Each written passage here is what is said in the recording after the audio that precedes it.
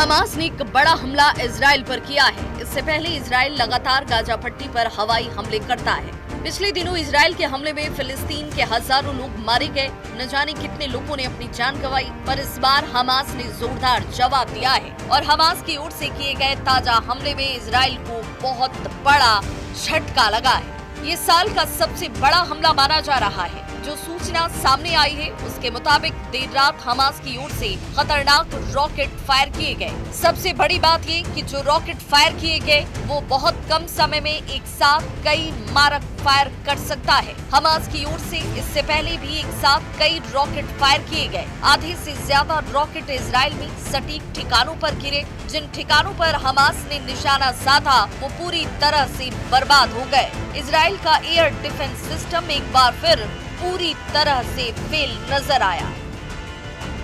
Israel का iron dome system इन rockets को रोक नहीं पाया।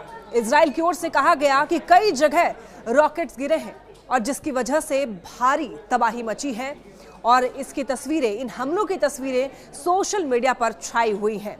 हमास की तरफ से की गई बमबारी की तस्वीरें जो है सोशल मीडिया पर छाई हुई हैं और कितनी ज्यादा तबाही मची हुई है वो सब कुछ सोशल मीडिया पर देखा जा सकता है। इन रॉकेट्स अपार्टमेंट और बिल्डिंग पर गिरते हुए दिखाई दिए। हमास की ताजा बमबारी में इजराइल को जबरदस्त नुकसान पहुंचा है। इजराइल ने भी हमास की ओर से की गई बमबारी में नुकसान को स्वीकार किया है। इन हमलों में इजराइल के प्रधानमंत्री बेंजामिन नेतन्याहू सख्ती में हैं। कहा जा रहा है कि इजराइल पर हुए हमले में बहुत ज्यादा तबाही मची है, जान और माल का बहुत नुकसान हुआ है। इसकी सोशल मीडिया में बहुत चर्चा तक हो रही है। कुछ दिन पहले ही इजराइल के प्रधानमंत्री बेंजामिन नेतन्याहू ने अमेरिकी राष्ट्रपति डोनाल्ड ट्रंप से मुलाकात की थी, जिसमें गाजा पट्टी के ताजा हालात पर चर्चा हुई। पर इजराइल के प्रधानमंत्री बेंजामिन नेतन्याहू कोई जवाबी कार्रवाई कर पाते उससे पहले ही हमास ने इजराइल पर जोरदार एयर स्ट्राइक कर दिया। इसकी तस्वीरें जैसे ही सोशल मीडिया पर सामने आई, हर तरफ खलबली मच गई। ये हमले मध्य गाजा के दीर अल बलाह और अश्कलोन और अश्कदोद जैसे इलाकों में हुए। इस हमले में मिडिल ईस्ट में शांति के प्रयासों को गहरा धक्का लगा है। यही नहीं, हमास की ओर से हो रहे इजराइल पर ताबड़तोड़ हमले को रोकने में इजराइल का डिफेंस सिस्टम पूरी तरीके से नाकाम साबित हुआ। ना तो इजराइल का डोम सिस्टम काम आया और ना ही अमेरिका की तरफ से मिला गया हाईटेक डिफेंस सिस्टम काम आया। अब अगर आने वाले वक्त में इजराइल और ईरान का युद्ध होता है तो इजराइल पूरी तरीके से तबाह हो सकता है।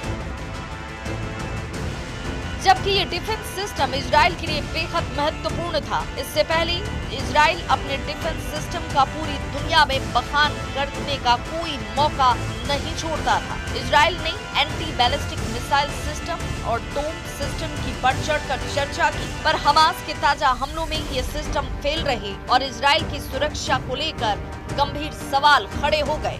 अब हर तरफ यही सवाल उठ रहा है कि आखिर इजराइल का सुरक्षा तंत्र क्यों फेल साबित हुआ। हमास को ऐसे ताकतवर हथियार कहां से मिले जिसने इजराइल में जोरदार तबाही मचाई। गाजा पट्टी में पिछले कुछ दिनों के अंदर इजराइल ने जबरदस्त तबाही मचाई थी। इजराइल की सेना गाजा पट्टी के कई अंदरूनी इलाकों में पहुंची थी। इसके बावजूद हमास ने हार नहीं मानी और इजराइल पर जोरदार बमबारी करके पूरी दुनिया को चौंका दिया। इजराइल का कहना है कि गाजा पट्टी के जिन इलाकों में हमास का कब्जा है वहां पर हमास ने कुछ विदेशी बंधकों को भी कैद करके रखा हुआ है और इन्हीं बंधकों को तलाशने के लिए इजरायली सेना चप्पा चप्पा छान रही है। हालांकि अभी तक इनका कुछ अता पता नहीं लगा है। ये भी कहा जा रहा है कि ईरान की ओर से हमास के अल कासिम ब्रिगेड के पास लगातार गोला बारूद की सप्लाई हो रही है। इन हमलों ने साफ संकेत दिया कि हमास झुकने को तैयार नहीं है। हमास ने ये कह दिया है कि इजराइल लगातार हमले करता रहा तो बंधकों की सही सलामत वापसी पर कोई वादा वो नहीं कर सकता है। इजराइल अमेरिका से चाहे कोई भी डील कर ले। हमास ने दावा किया कि फिलिस्तीनी गाजा पट्टी से हटने वाले नहीं हैं। अगर इजराइल जबरदस्ती फिलिस्तीनियों को गाजा पट्टी से हटाने की कोशिश करेगा तो इजराइल की ये कोशिश सफल नहीं होगी। इसीलिए हमास के लड़ाके एक के बाद एक इजराइल पर लगातार अटैक कर रहे हैं। और मिसाइलों के ताबड़तोड़ वार से इजराइल को मिट्टी में मिलाने पर आमादा हैं। उधर हमास के हमलों के जवाब में गाजा पट्टी के विभिन्न क्षेत्रों में इजरायली हमले में कम से कम 19 फिलिस्तीनी मारे गए। गाजा सिविल डिफेंस का कहना है कि गाजा शहर के उत्तर पूर्व में खास करके जो इजराइल ने निशाना बनाया घरों को, उसमें 10 महिलाओं और बच्चों को मार दिया गया। गाजा पट्टी के उत्तर में जबालिया क्षेत्र में इजरायली सेना ने 3 लोगों की हत्या कर दी और अन्य को घायल कर दिया। गाजा पट्टी के दक्षिणी शहर खान यूनुस में इजरायली ड्रोन हमलों में कम से कम 2 बच्चे समेत 5 लोगों की जान चली गई।